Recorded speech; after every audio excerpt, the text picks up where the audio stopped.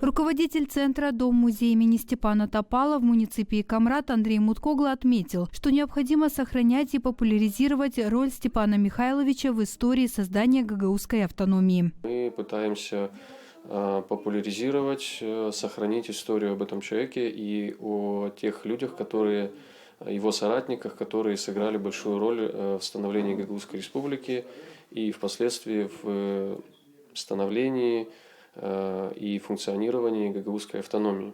Историк Светлана Романова подчеркнула важность передачи опыта и истории от поколения к поколению. Она отметила, что такие встречи с участниками исторических событий очень важны для передачи достоверной информации и формирования патриотического сознания у молодого поколения.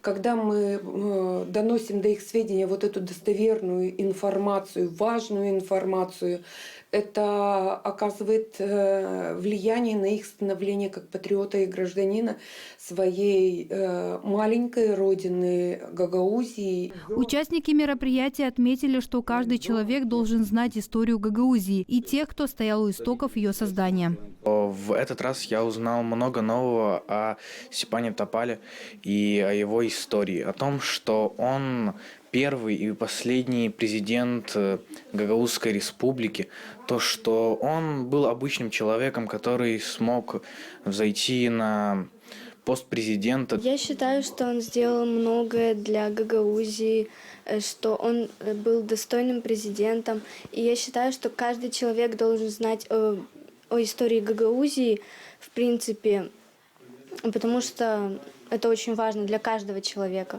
Я думаю, он был очень сильным и хорошим человеком. Гости подчеркнули, что подобные мероприятия воспитывают среди молодежи интерес к истории и культуре. Марина Топал, Валентина Чубан, Артем Топал, Новости ГРТ.